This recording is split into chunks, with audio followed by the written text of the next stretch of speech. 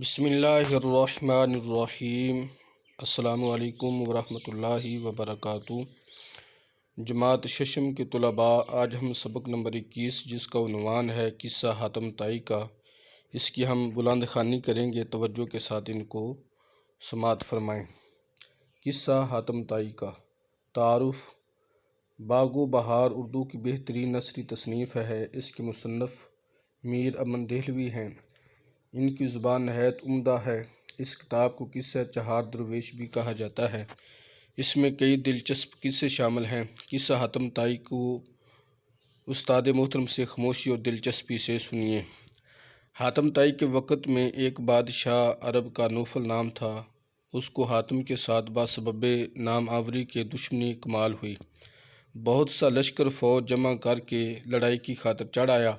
حاتم کو خدا ترس اور نیک مرد تھا۔ یہ سمجھا کہ اگر میں بھی جنگ کی تیاری کروں تو خدا کے بندے مارے جائیں گے اور بڑی خون ریزی ہوگی، اس کا عذاب میرے نام لکھا جائے گا۔ یہ بات سوچ کر تنے تنہا اپنی جان لے کر ایک پہاڑ کی کھو میں جا چھپا۔ جب حاتم کے غائب ہونے کی خبر نوفل کو معلوم ہوئی، سب اسباب گھر بار حاتم کا کرک کیا اور منادی کرا دی، جو کوئی حاتم کو ڈھونڈ کر پکڑ لاوے 500 اشرفی بادشاہ کی سرکار سے انعام پاوے۔ یہ سن کر سب کو لالچ آیا اور جستجو حاتم کی کرنے لگے۔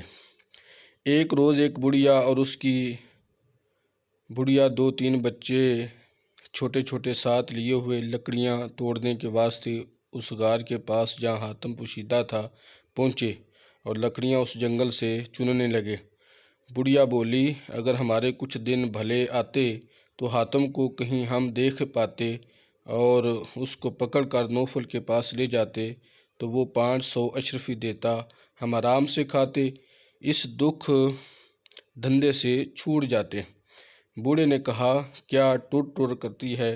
ہمارے تالے میں یہی لکھا ہے کہ روز لکڑیاں توڑیں اور سر پر دھر کر بازار میں بیچیں، تب لون روٹی میسر آوے، یا ایک روز جنگل سے بھاگ لے جائیں۔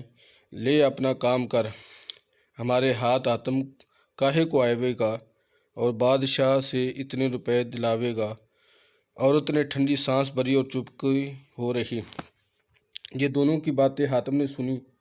مردمی اور مروت سے بعید جانا کہ اپنے تئیں چھپائے اور جان کو بچائے اور ان دونوں بیچاروں کو مطلب تک پہنچائے۔ سچ ہے، اگر آدمی میں رحم نہیں تو وہ انسان نہیں، اور جس کے جی میں درد نہیں وہ قصائی ہے۔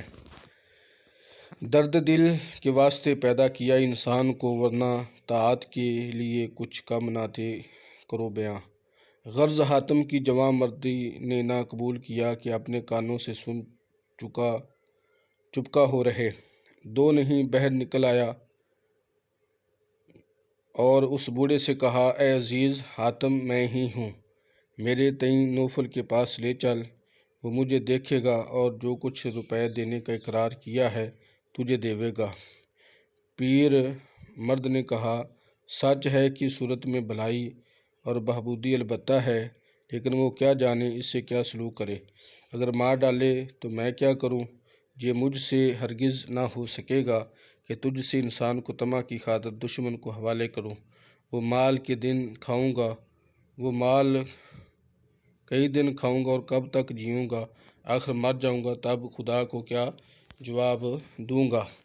حاتم نے بتیری منت کی کہ مجھے لے چل، میں اپنی خوشی سے کہتا ہوں اور ہمیشہ اسی آرزو میں رہتا ہوں کہ میرا جان مال کسی کے کام آوے تو بہتر ہے۔ لیکن وہ بوڑھا کسی طرح راضی نہ ہوا کہ حاتم کو لے جاوے اور انعام پاوے۔ آخر لاچار ہو کر حاتم نے کہا، اگر تو مجھے یوں نہیں لے جاتا تو میں آپ بادشاہ پاس جا کر کہتا ہوں کہ اس بوڑھے نے مجھے جنگل میں ایک پہاڑ کی کھو میں چھپا رکھا تھا۔ وہ بوڑھا ہنسا اور بولا، بھلائی کے بدلے برائی ملے تو یہ نصیب۔ اس رد و بدل کے سوال جواب میں آدمی اور بھی آ پہنچے، بھیڑ لگ گئی۔ افسوس کرتا ہوا پیچھے پیچھے ساتھ ہو لیا۔ جب نوفل کے روبرو لے گئے تو اس نے پوچھا، کس کو کون پکڑ لایا؟ ایک بد ذات سنگ دل بولا، کہ ایسا کام سوائے ہمارے اور کون کر سکتا ہے۔ یہ فتح ہمارے نام ہے، ہم نے عرش پہ جھنڈا گاڑا ہے۔ اور ایک لن ترانی والا ڈھینگ مارنے لگا، میں کئی دن سے دوڑ دھوپ کر جنگل سے پکڑ لایا ہوں، میری محنت پہ نظر کیجیے اور جو قرار ہے سو دیجیے۔ اس طرح اشرفیوں کے لالچ سے ہر کوئی کہتا تھا کہ یہ کام مجھ سے ہوا۔ وہ بوڑھا چپ کہا اور ایک کونے میں لگا ہوا سب کی شیخیاں سن رہا تھا اور حاتم کی خاطر روتا تھا۔ جب اپنی اپنی دلاوری اور مردانگی سب کہہ چکے، تب حاتم نے بادشاہ سے کہا، اگر سچ بات پوچھو تو یہ ہے کہ وہ بوڑھا جو الگ سب سے کھڑا ہے مجھ کو لایا ہے۔ اگر قیافہ پہچان جاتے ہو تو دریافت کرو اور میرے پکڑنے کی خاطر جو قبول کیا ہے پورا کرو کہ سارے ڈیل میں زبان حلال ہے، مرد کو چاہیے جو کہے سو کرے، نہیں تو جیب حیوان کو بھی خدا نے دی ہے، پھر حیوان اور انسان میں کیا تفاوت ہے۔ نوفل نے اس لکڑہارے بوڑھے کو پاس بلایا کر پوچھا، سچ کہے اصل کیا ہے؟ حاتم کو کون پکڑ لایا؟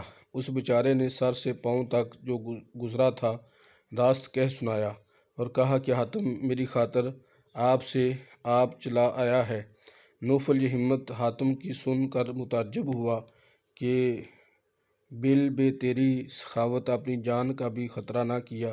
جتنے جھوٹے دعوے حاتم کے پکڑے لانے کے کرتے تھے، حکم ہوا کہ ان کی ٹنڈیاں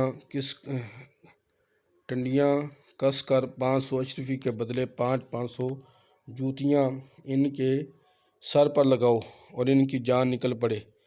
دو نہیں توڑ پیزاریں پڑنے لگے کہ ایک دم میں سر ان کے گنجے ہو گئے۔ سچ ہے جھوٹ بولنا ایسا ہی گناہ ہے کہ کوئی گناہ اس کو نہیں پہنچتا۔ خدا سب کو اس بلا سے محفوظ رکھے اور جھوٹ بولنے کا چسکا نہ دے۔ بہت آدمی جھوٹ موٹ بکے جاتے ہیں لیکن آزمائش کے وقت سزا پاتے ہیں۔ غرض ان سب کو موافق ان کے نام دے کر نوفل نے اپنے دل میں خیال کیا کہ حاتم سے شخص سے کہ ایک عالم کو اس سے فیض پہنچتا ہے اور محتاجوں کی خاطر جان اپنی دریغ نہیں کرتا اور خدا کی راہ میں سرتا پا حاضر ہے۔ دشمنی رکھنی اور اس کا مدعی ہونا مرد آدمیت اور جوان مردی سے بعید ہے۔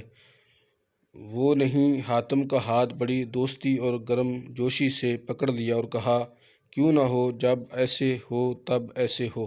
تواضع تعظیم کر کر پاس بٹھلایا اور حاتم کا ملک و املاک اور مال و اسباب جو کچھ ضبط کیا وہ انہیں چھوڑ دیا۔ نئے سر سے سرداری قبیلہ طے کی اور اسے دی اور اس بوڑھے کو 500 اشرفیاں اپنے خزانے سے دلوا دیں اور وہ دعا دیتا ہوا چلا گیا۔